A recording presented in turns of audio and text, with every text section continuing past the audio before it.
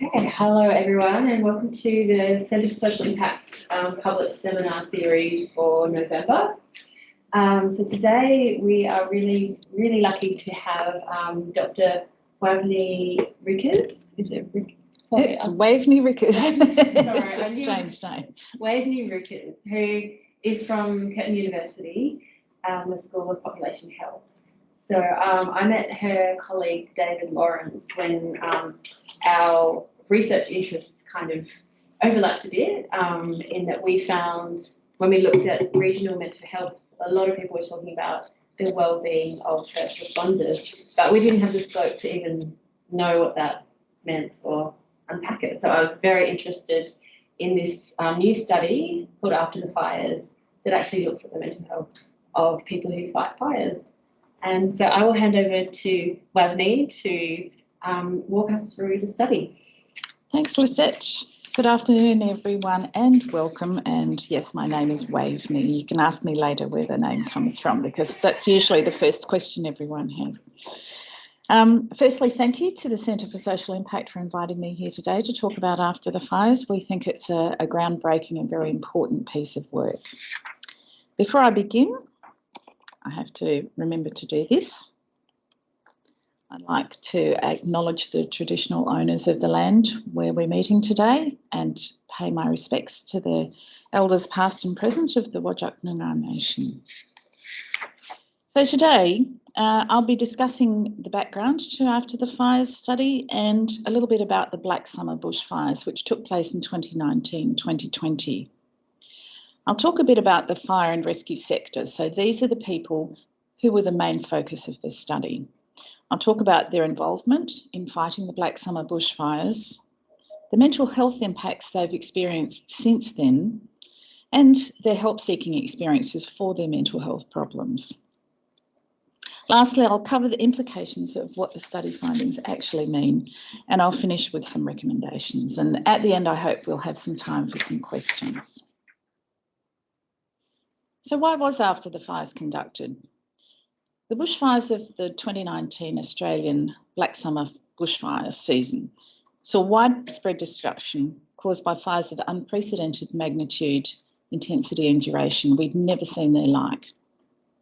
Through the Medical Research Future Fund, the Australian government provided funding for investigators to research the physical and mental health impacts on the people who fought the fires, to get an idea of what the impacts were in the short and long term. And this study After the Fires focuses on just the mental health impacts, not the physical ones.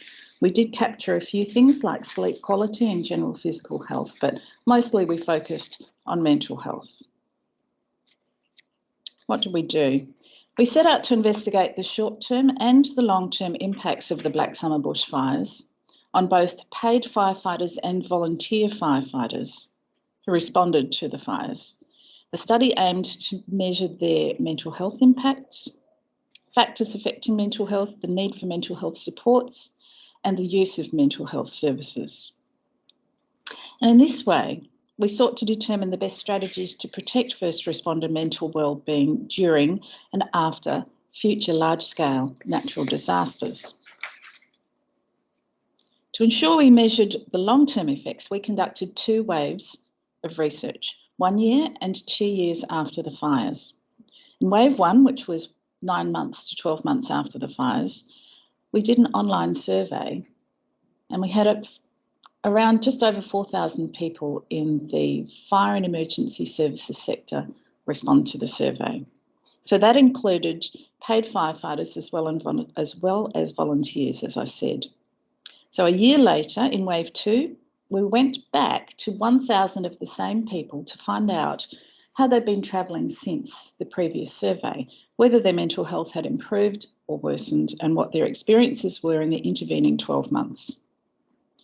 And apart from the 2 online surveys, we had a very important additional element to the research, which was qualitative. We conducted focus groups and interviews with people in fire-affected areas. Now, this was during COVID, so conducting this research right from the beginning was always a challenge for our team. We couldn't travel to the eastern states because we went into lockdowns at exactly the same time that we commenced the research. So we had to rely a lot on FaceTime, phone calls, emails. But we were lucky enough to partner with Flinders University in this research. And a professor there, Professor Sharon Lawn, was able to travel to Cuddly Creek and Kangaroo Island. And she spent quite a bit of time interviewing the people there who were on the ground and fought on the fire front. And so most of the presentation today is going to focus on the survey data, but you'll see quotes appearing along the way. And I'll try to provide a little bit of context to the quantitative data by referring to the qualitative data. So the quotes, the comments, the feedback that Professor Lawn received. Now, before we talk about the actual study, I want to set the scene a little. I want you to cast your mind back 4 years. People in the eastern states, if there are any who are watching, would have seen these images firsthand. We got to see them mostly on a screen.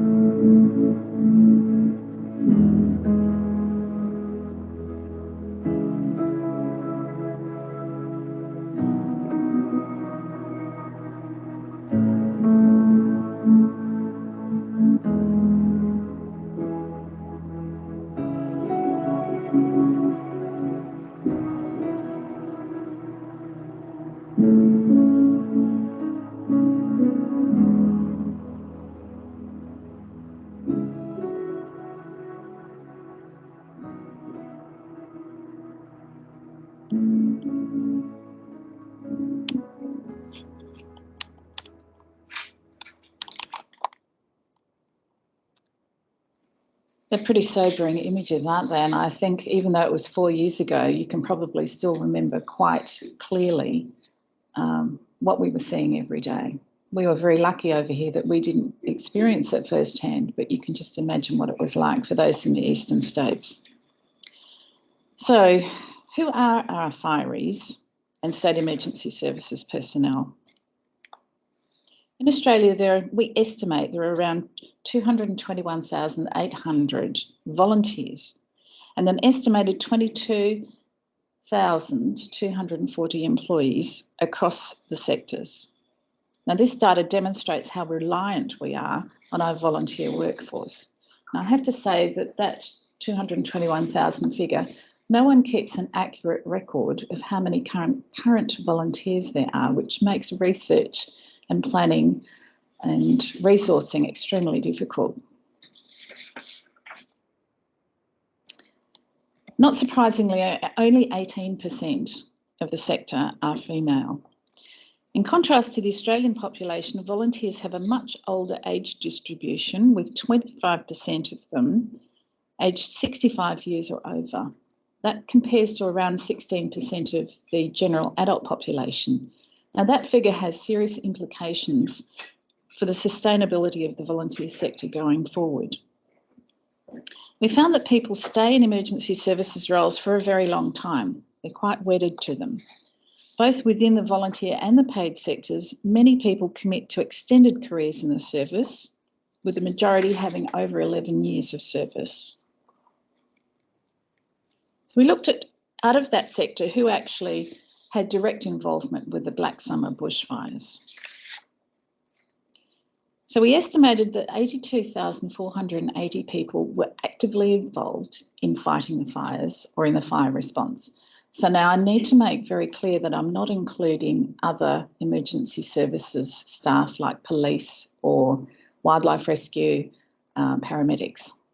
This study would focus only on those people actually fighting the fires, and that was our remit from the government to do that. I think there's been other research on the other sectors. So what this data shows is that out of all the people fighting the fires, 78% of them were volunteer. Around 80% of paid staff in the fire sector were involved, and we know that after speaking to the agencies, it's unlikely that a higher number could have been involved, either because they weren't located in the same areas, or what we found is that agencies had to retain some staff to maintain a capacity to respond to other fire events if needed. But what it means, again, Australia is very dependent on its volunteer workforce in situations like the Black Summer bushfires and other large-scale events like the recent floods that they had. We did some kind of back-of-the-envelope calculating, and we tried to work out in economic terms the monetary value of volunteer labour and how much that contributed to the Black Summer bushfires, and it was a significant amount. You can see here the total amount of volunteer labour was $637 million. And interestingly, we also found that a lot of employees in the sector not only were paid, but they actually volunteered in their spare time to go back and keep fighting the fires. So rather than taking their weekends off or their time off, they went back to the fire front unpaid to keep working on the fires. And I think that's pretty significant. It shows the intensity, I suppose, and the magnitude of what they were dealing with at the time. So we estimated that out of those 64,000 volunteers, they contributed 1,840,000 person days towards the fire response. We asked people the types of roles they played, and you'll see here that volunteers and employees, the spread of how they spent their time in responding was fairly similar. Obviously, it's no surprise that volunteers spent more time on community support and employees spent more time on things like rapid damage assessment and admin support. That actually was a bit of a bone of contention when Professor Lorne went to talk to people in the regions, mainly because a lot of the paid sector came from city areas and they had to go out into a rural area, and they were the ones charged with organising the response. And I think perhaps for some of the local volunteers, they found that challenging to have people from outside come in. The fires lasted a very long time, which meant a huge time commitment for those involved. And if they were volunteers, it didn't matter whether they had a paid job or not. Everything had to be committed to the fire effort.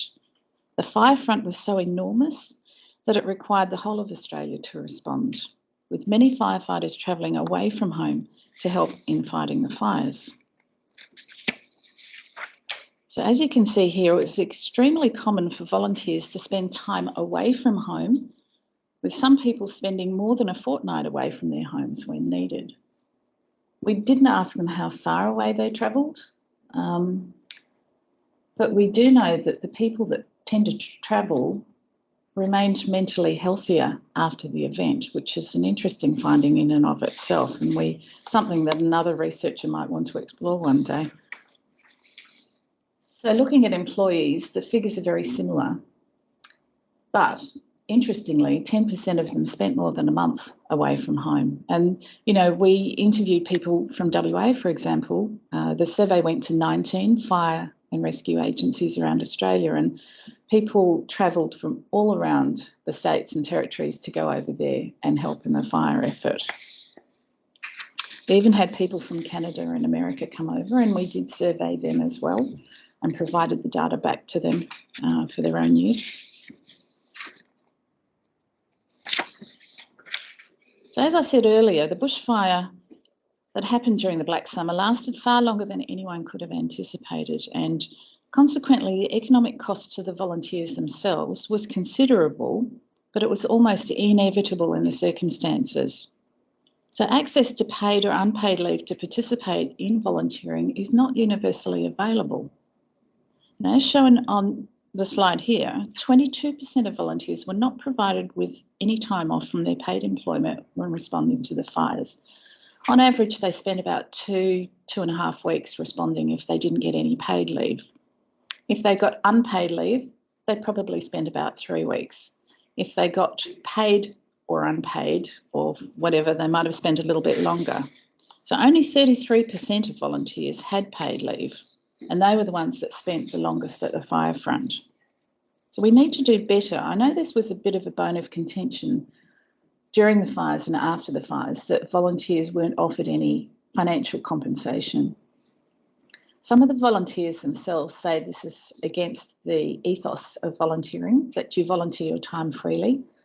But quite frankly, the amount of time that they spent, and some of them lost homes and lost jobs, I think there's an argument there for a reconsideration of whether or not some form of compensation could be offered. Now, this was a surprising finding. We found that people's commitment to volunteer was actually strengthened after the fires, which is kind of opposite to what you might imagine. It was heartening to see this pattern, especially among younger volunteers.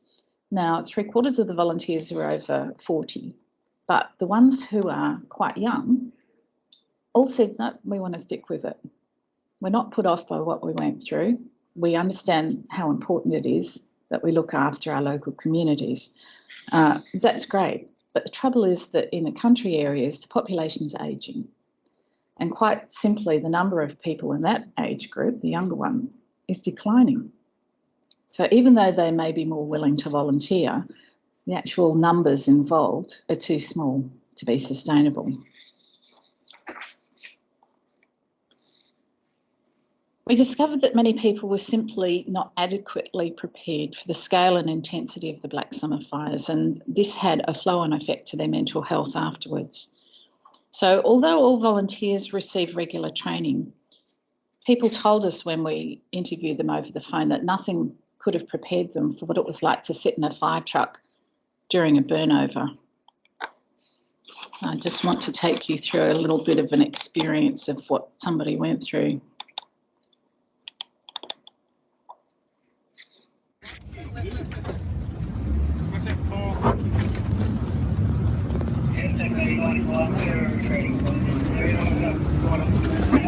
Returning back to Lockwood, hang up. Watch 38 coming down here. Fires on the road already.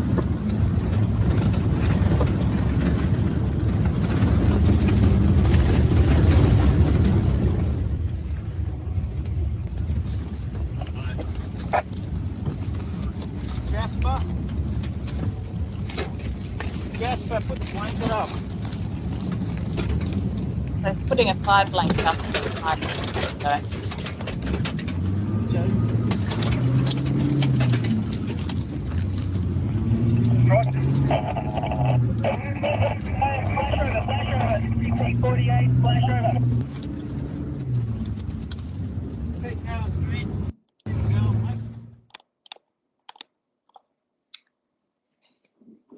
I listened to more of that recording. They were very calm when they rang their control base and they said, you know, we've got a flashover event and we need some help. And the guy said, yeah, I hear what you're saying. Why do you need help? And he said, well, our truck's on fire. That's very unusual. The really well-equipped trucks actually have screens that go up that cover the windows, so they're protected inside. These guys, as you can see, had a very inadequate fire blanket. Can you imagine how hot that was? Then the truck caught fire. that hardly ever happens. So what do? You're inside a truck that's on fire and there's fire outside. I'm pleased to say that these guys all survived. Clearly the film is still there. Another team went back to rescue them, but they weren't sure what they were going to find. These guys had all jumped out of the truck and they were standing in the road. How do you prepare for something like that? So we asked people how well prepared they felt they were, physically, psychologically, and technically. So this table shows that the majority of volunteers and employees did have high levels of preparedness across all three domains. Nevertheless, there were still an estimated 7,300 volunteers and 3,500 employees who reported that they had to take on roles for which they were not sufficiently trained. Many of them experienced a lot of stress as a result of that and were also far more likely to experience mental health conditions such as post-traumatic stress disorder or psychological distress.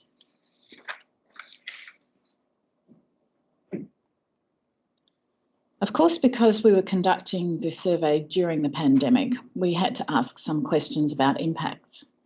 And we were a little bit surprised that the impacts were relatively low compared to the impacts of the actual Black Summer fires. It's possible that people were still reeling a little bit. Many of them lost their homes or they had to move out of their homes and live in temporary accommodation. I'm not sure that the lockdowns and the impact of COVID really hit them in the same way as it did for us, for example. Some people suffered financial hardship. And some of the volunteers told us when we interviewed them that the ones that had felt the largest impact from the COVID lockdowns were the ones that couldn't go to training and meet with their colleagues. And we know from, and I'll show you slides further on, that social support's a very important protective factor for keeping good mental health. So those are the ones for whom COVID had the biggest impact after the fires. And in addition to the unforeseen circumstances amid the natural disaster, volunteers told us that they also experienced conflict or criticism from other members of their communities. If we have a fire, or I had flooding in my kitchen once after a terrible storm, the people that came to my house were strangers. They didn't introduce themselves, they came and fixed my roof. And I said, thank you, and they went away and I never saw them again. In a country town, if you have a natural disaster, the people that are coming to save your house, to save your stock, to save your farm, are probably people that you know pretty well and people that you're going to see on a continuous basis afterwards. I don't think we realise the ramifications of that type of relationship in an emergency services situation. We're used to picking up the phone, ringing 000, people who are trained to help us come and help us. We say thanks and goodbye. It's very different when you're actually living in the same community that you tried to save and perhaps didn't.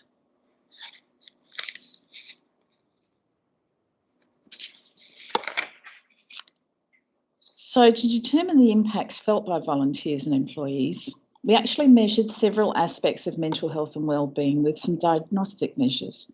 So we measured post-traumatic stress disorder, and I've called it probable PTSD in the slides because we developed a new measure for PTSD that took into account cumulative exposure to trauma experienced by first responders.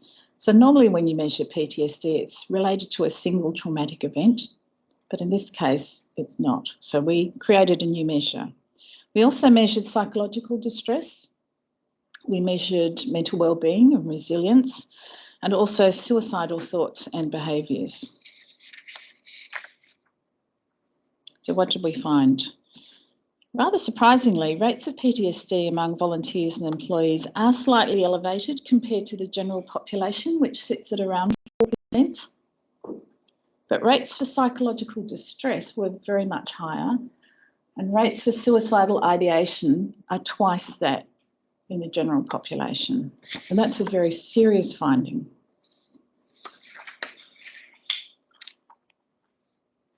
We were looking at what are the impacts on people's mental health that had the biggest effect. And people were asked if they experienced a life-threatening event or a traumatic event during the bushfire season. And nearly a third of volunteers and a quarter of employees reported that they had felt that their life was threatened.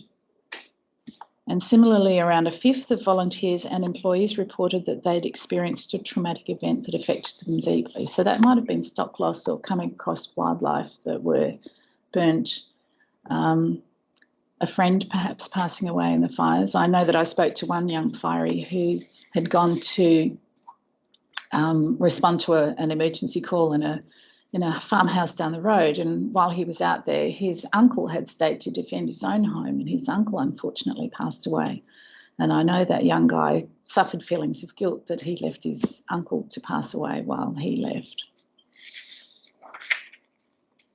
So you can see from this slide that for those who had experienced a life-threatening situation or a traumatic event, the rates of probable PTSD, you can see, are 4 times higher. So that video I showed you, those young men that were in that truck are highly likely to be falling into these categories.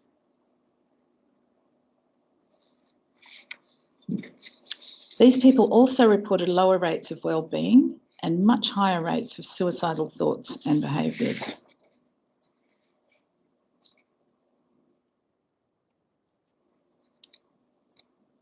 Now, this is a slightly complicated slide, but what we tried to do is estimate if the Black Summer fires had never existed, if they hadn't happened in a normal fire season, how many people in this sector would you expect to see with PTSD and psychological distress, suicidal ideation? And what we discovered was quite alarming, is that there were twice the number of cases that you would expect after the Black Summer bushfires compared to if they'd never occurred. So we can see a clear link here between the bushfire event and people's poor mental health outcomes. So this is for volunteers, and for employees it's a similar outcome. Twice as many people as you would expect without the Black Summer bushfires.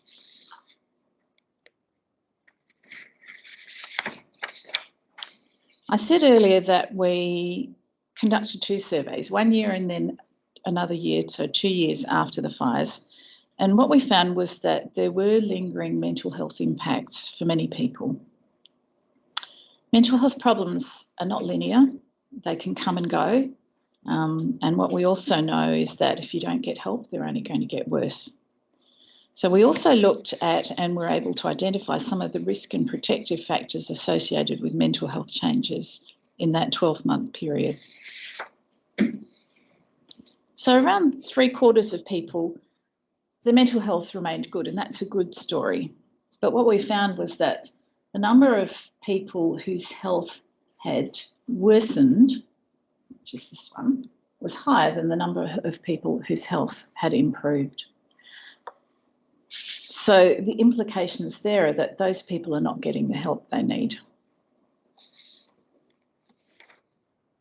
For those people that had psychological distress, we found an even bigger change, or a bigger difference, I should say, between those whose health had improved compared to those whose feelings were much worse. So it's possible to have psychological distress without specifically having PTSD. So it could be just a general sense of what the whole community went through rather than being exposed to specific events themselves.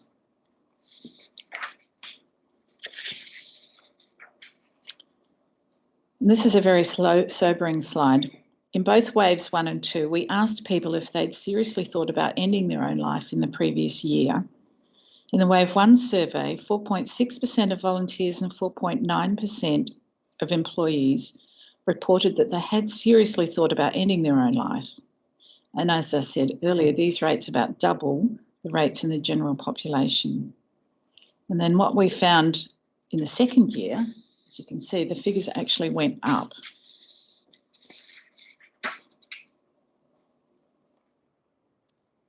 So what are the things that affected people's mental health the most in that 12-month intervening period? We looked at the risk factors associated with poor mental health outcomes. And we found that mostly it was people using poor coping mechanisms. So the people that had improved mental health lived a healthy lifestyle. They exercised regularly, they had good sleep quality, and very importantly, they had a supervisor or they had colleagues who were sympathetic, empathetic, people that they could talk to in the workplace. And they had someone they can open up to, and we actually call that social support. Those with worsened mental health, now I need to point out, because these surveys were a snapshot in time, we don't know whether mental health caused this or this caused the mental health to decline. We can't know what the causative effect was. But these, for example, high levels of anger issues are associated with PTSD, so that's not very surprising. We also know that people with PTSD tend to isolate themselves, so being very or extremely lonely is something you would expect as well. But the most significant thing we found was that people with low levels of social support were as much as, say, 30 times higher, more likely to suffer from psychological distress. So social support isn't about going out and having a party. Social support is about having an informal network of people that you can open up to, people that will listen to you, provide you with moral support, if you like.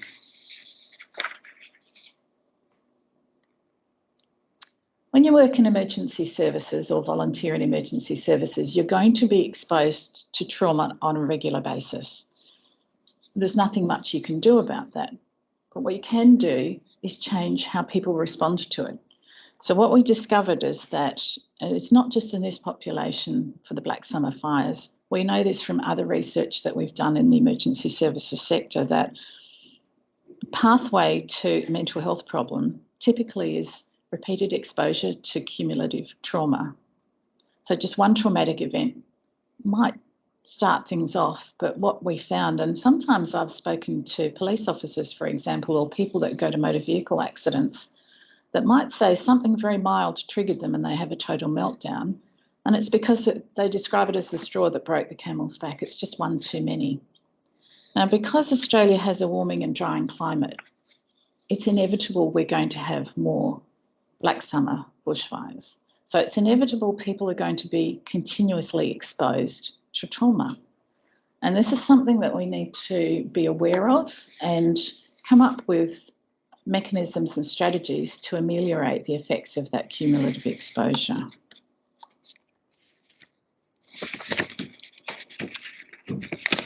We had a model of perceived need for help where we divided people into two groups, and that is people who had a need for help, who either received help or didn't receive help.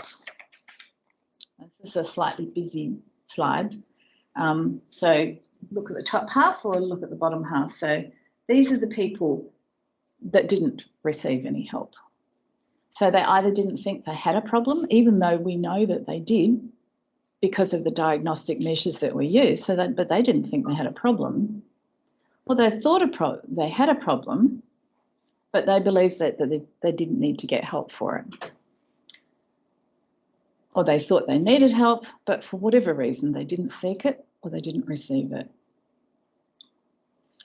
The second group of figures here are the people that actually received help. And you can see that people that needed a lot more help is quite significantly high.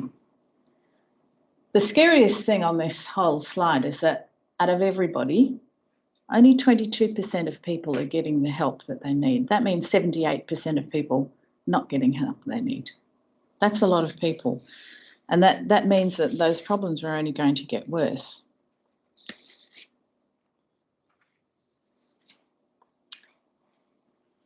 This is another challenging slide. I work with a statistician that likes just putting up interesting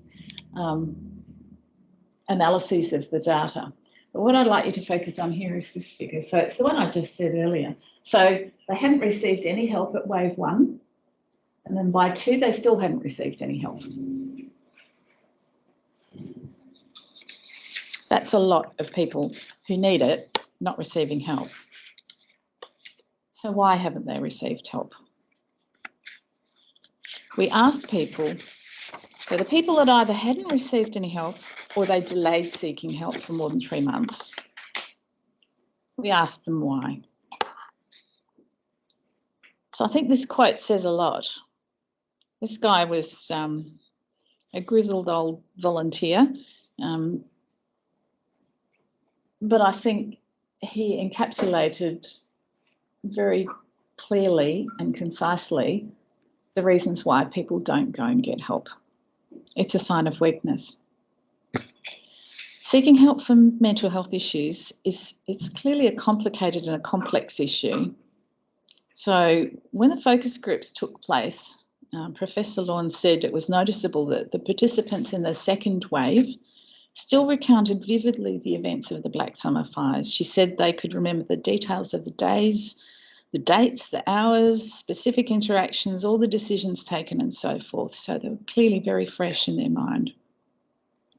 She said several participants had sought psychological counselling or other formal mental health support, but the groups that she was talking to said they were very aware of other volunteers who were still struggling with mental health issues, who had not sought help or refused to even contemplate doing so.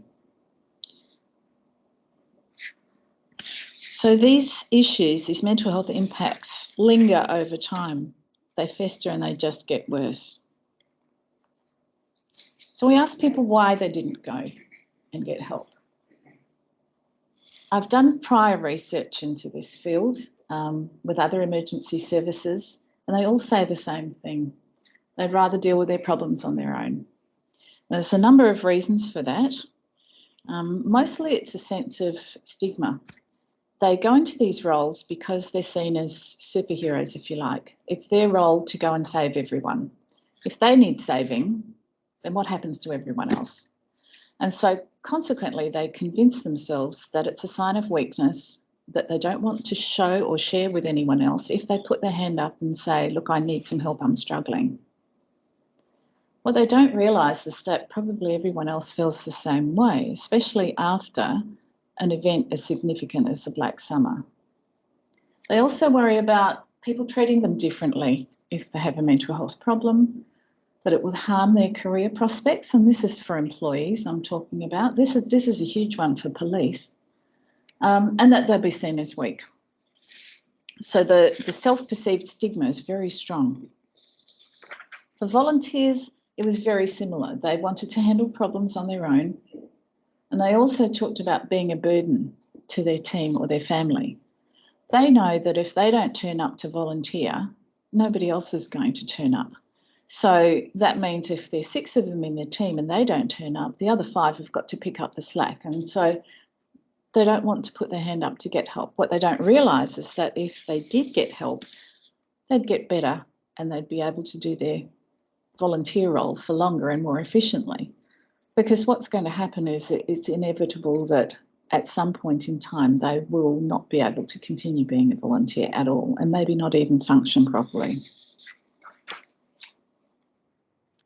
So on a positive note, we found that most people felt that their mental health was supported by their agencies, and I'd like to pay tribute to the emergency services agencies for the work they've done in this area.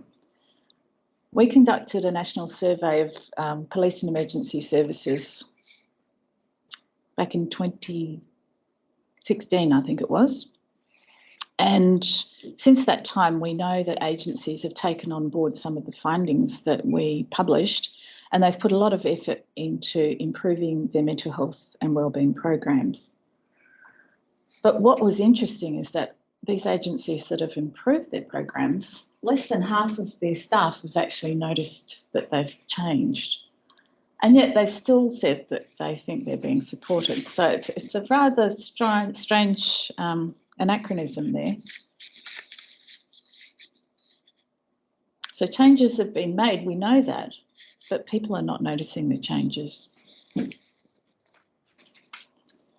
So now that I've shared some of the data, I've really only just scratched the surface of all of the data we've collected, but I'd like to talk about what the data means and share with you some of the recommendations that we've come up with based on the study findings. So what did we learn from after the fires? So we need to keep our volunteer workforce sustainable. A positive finding from the study was that commitment to volunteering had increased. However, it's equally apparent that volunteering can come at a cost and not just an economic one. We're going to be relying on our volunteer firefighters more and more. I think the fires this year have started already, and I hope it's not going to be as bad as it was 4 years ago, but who knows? It's going to be even more difficult to expand the volunteer pool. As I said, the younger volunteers in the country areas are few. We have to find ways of maintaining and sustaining and increasing the volunteer pool if possible. So there's things that we can do to help the people that are currently volunteers. So we need to give them mental health training, especially their managers and supervisors, so that they can recognise when people are showing symptoms of mental health problems, that they're struggling, and they might take them aside and say, hey, how are you going? Do you want to talk to somebody? They need better preparedness for large-scale disasters, and I've spoken to a few agencies, and they, this is a problem. How do you simulate a burnover? You can't do that. So I guess by showing videos and explaining to people what they might face and how they might handle it is important. We also need a lot more mental health services in regions. That was quite clear, that I think some of the barriers to help seeking, that people simply couldn't actually access the help they needed. Secondly, we need to continue to reduce stigma and encourage openness to discuss emotional concerns. And this is, it is typically a male trait that people don't want to talk about their feelings. I know that's generalising, but we found that to actually be true, especially in emergency services. As I said earlier, they see themselves as superheroes and don't like to admit to any weakness. We also found that paid personnel in particular were very concerned about adverse career impacts. So if they put their hand up and said, look, I'm struggling, I'm not sure I can go out to the fire front, then they would be demoted or they'd be put on a desk job. And let's face it, they go into these roles because they want to wear the uniform, they like the rush, they like the adrenaline. They don't want to go and sit behind a desk. And so consequently, they will hide that they're struggling. So we need to change this long-standing culture of mental health stigma as well, that it's a weakness and that it's a problem, and look upon it as something like a broken leg. You wouldn't go to work with a broken leg, you'd go to the doctor and get it fixed. So having mental health problems should be viewed in the same way. We need to create opportunities for time out. I think the Black Summer fires were unique because of the duration and intensity, and some of the volunteers had to spend up to 14 hours a shift. They'd crash on the ground, have a meal, go to sleep and get up and do it again the next day for another 14 or 15 hours. That's not sustainable. Agencies I know are aware of this fact, and it's a resourcing issue, and maybe that's something that the government needs to look at in terms of providing extra resources for natural disasters. We need to scale up the capacity to provide adequate and timely support services. What we do know is that in regional areas, many of the health supports that are there are already at capacity. They don't have the ability to scale up when there's a natural disaster. And so consequently, people go without help. They ring up, try to get an appointment. Sorry, there's nobody available for 6 weeks, 8 weeks, 12 weeks. And then the person thinks, well, I can't be bothered. It's just too hard. So I know that government has put some effort into coming up with other ways of solving this problem. Perhaps bringing back people that have retired who are counsellors, trained counsellors, and accrediting them to come back in times of natural disaster so that they can step into the breach. Pivoting people that might be domestic violence counsellors to give them training in emergency services so they understand what firefighters might go through, for example, so that they could change and be equipped to provide adequate counselling. The other thing that a lot of people said to us is that they didn't like talking to someone who didn't understand what the role of firefighting was all about. someone that wasn't shocked by their sense of black humour. They have a gallows sense of humour in the emergency services, making jokes that the rest of us probably wouldn't understand. So they didn't like talking to people who had no idea what they'd been through. They didn't want the gasps of horror. They just wanted someone to say, you know, I understand, you know, let's look at this and what you can do. So, based on all of these implications, we've come up with 3 main recommendations, and they're aimed principally at emergency services agencies, but also government in general. Mental health training, and mental health training that's not just general in nature. The previous survey that we did for emergency services showed that only 12% of people had actually attended mental health first aid training, and of those, only a tiny percent found it useful. Now, what that told us was that first aid training that you buy off the shelf isn't going to cut it. If you're going to teach people mental health literacy and they are exposed to cumulative trauma, you need to situate it in their environment. You need to present it in a way that is relevant to them. And I think that would go for probably any type of job, but particularly so for emergency services. We found that peer support was very important, and again, that comes back to the lived experience. So if I can talk to somebody that understands where I'm coming from and can provide me with a sympathetic ear and maybe coach me in some self-care strategies, that's very important. Getting people used to talking about the mental health, so the regular check-ins, regular check-ins. So a lot of people think that if they go off to see a counsellor and other people know about it, people will look at them and go, oh, there's something wrong with him. Well, there probably is. But if they have regular check-ins, then no one's going to pay any attention. If they say, well, you know, it's my 6-month regular chat with the shrink and off they go, nobody will think twice. It would also get them used to the idea of mental health counselling and talking about their feelings. Importantly for me, I have just recently done a project looking at families of first responders who are often the backbone of the emergency services community, because when the first responder comes home and they've been through something quite traumatic, it's the family member that either has to listen to them or provide that moral support. But family members typically don't get any education about what it means to be in emergency services. They don't get any education about how to help their family member or where to go for help. So I think that last one is particularly important. We want to make sure that people understand what they can do to look after themselves. And that's about self-care strategies and also taking scheduled breaks. Now, in a logistic sense, I know that's a huge challenge for emergency services agencies because it comes down to a resourcing issue. But what we found is that we talked to some guys who said, well, I didn't want to leave the fire front because I knew if I left, there'd be nobody there. Well, they're not solely responsible for putting out the fire. And I think what they need to realise that if they're not well, they won't be able to keep going back. Again, scaling up the mental health support services. So establishing partnerships with other community organisations to expand the range of services. And I think they really need to start working in a collegiate fashion to solve this problem together rather than trying to solve it individually. The peer support program, the regular check-ins.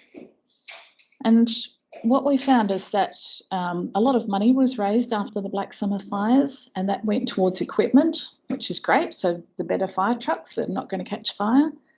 I don't know if any of that money went to mental health support services.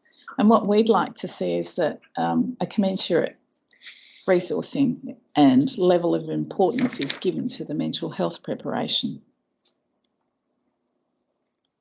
So lastly, I put here some of the recommendations that came out of those focus groups. Those people provided us with some quite harrowing stories, but some important points that we thought needed to be recognised and passed along. They all felt that they need to be recognised in terms of their local expertise. Remember I said earlier at the beginning of the presentation that they found it challenging to have people come from the city, to come out to their towns and villages and tell them what they should be doing. I think more needs to be done in terms of helping them work together in that way. They want to be recognised that they are a crucial resource for the fire effort. I did hear a story of one station where the guys were kicked out of their rec room, which had a TV and a coffee machine and everything, and they had to go and sit in the shed with someone's card table from their house. And they didn't have any power to plug in a kettle, so they couldn't even have anything. But the paid firefighters were in their rec room. They didn't like that, and I can understand why. So they want people to acknowledge as well that the more you volunteer, the more likely you are to have a mental health problem.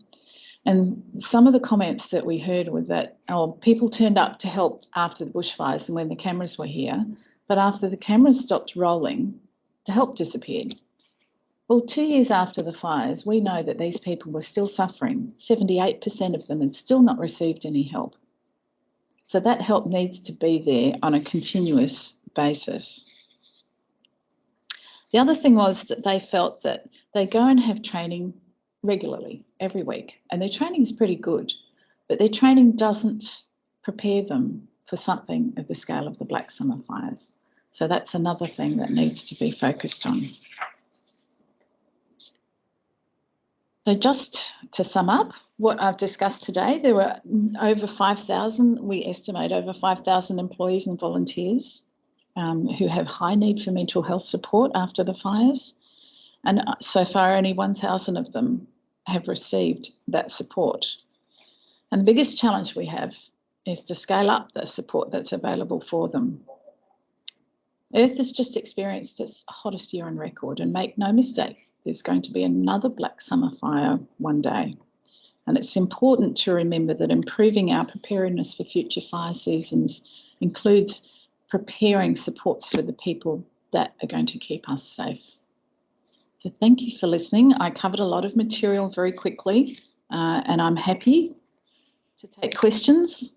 If any of you or any of the people that are listening out there remotely have any problems or feel any concerns after what I've been talking about, please click on that QR link.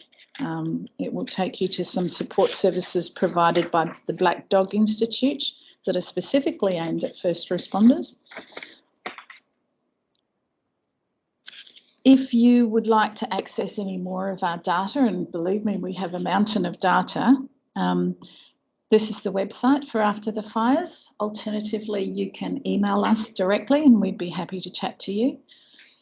If you're a researcher and you would like to access the data and do some more in-depth research, please feel free to contact us. We'd love to hear from you. So with that, I would say thank you.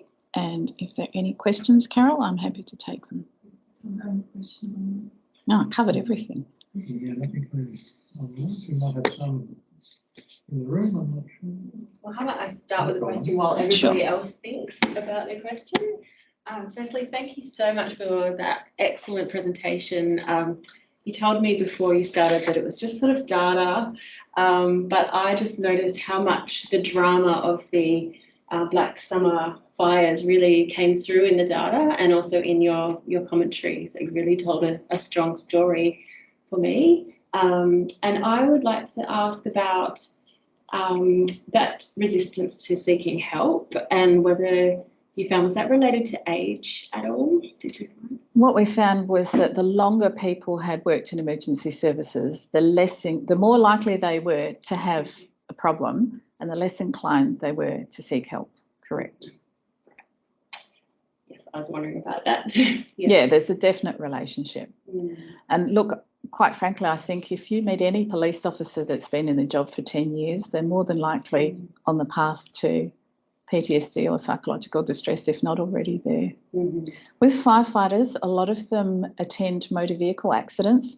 We think of them as firefighters putting out the fire, but SES people as well. They will go looking for lost people, like when Chloe was lost up in the north.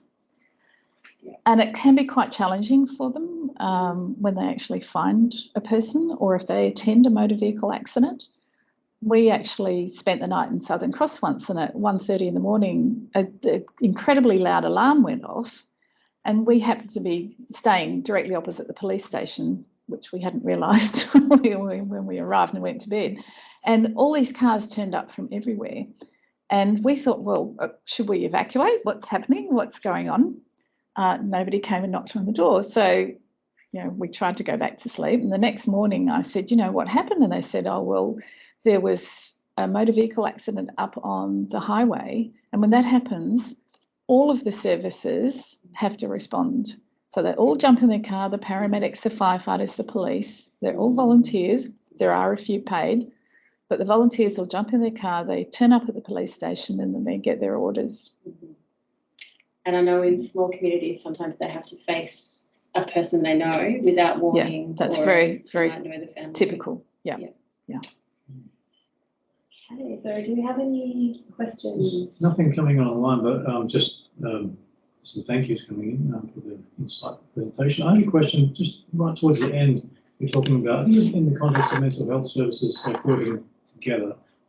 Just something that I've noticed is often services just in general are kind of in competition with each other for resources and funding and so forth. I just wonder if you had any ideas for how to foster collaboration. The Commonwealth Government has created a department, and I can't think of the name of it. It's something to do with disaster preparedness and resilience. And I think if they can, as an umbrella organisation, go out to a community and say, bring all of the organisations together and say, well, what's everybody going to do? And have like a case management approach. I think that would work. But we talk about challenges for support services. There are also challenges for emergency services agencies. They're all mostly run by state government and are governed by state government legislation, which means you can't make one change or one rule to rule them all. So support services are the same, unfortunately. I was also going to ask, have you noticed at all a culture change in the professions at all about like more conversations about who's helping the helper or self-care, things like that? I've talked to a lot of people. I've interviewed a lot of first responders myself. The younger ones are changing. Younger ones are less likely to just accept at face value, oh yeah, suck it up, princess, because that's typically what they were all told. Take a teaspoon of cement and harden up, all that kind of thing. Some of that a lot of that still goes on, but the younger ones are less likely to accept that. And they're more likely to put their hand up and say, look, I can't handle this anymore. I've got a young kid. I don't want to work in the child abuse squad anymore. You're going to have to transfer me out of here because otherwise something bad's going to happen. And that works. People do respond to it. But unfortunately, across emergency services, they still have that culture of you're not going to get a promotion, or they believe you're not going to get a promotion if you've had to take time out for a mental health problem. That's not in fact true. And we've seen examples where that's not true, but it's like an urban myth. So I think the culture will change, and people have said to me that they think there's a change coming through. And just generally speaking, I think, with sports stars coming out and saying, I need a mental health break, it's becoming more acceptable, as it were, to say, yes, I have a problem, I need some time out. And it makes this research really important as well, because what came across for me is that if you don't address it, it has really long-term harms. Even if you are strong and you can cope and you're resilient, it doesn't mean that it'll come and smack you in the face one day when you least expect it. Yeah, something will trigger. Yes. Any other questions online or? Nope. Okay. Thank you. Well, thank you, everyone. So much. That was Thank amazing. you. Thank you, everyone.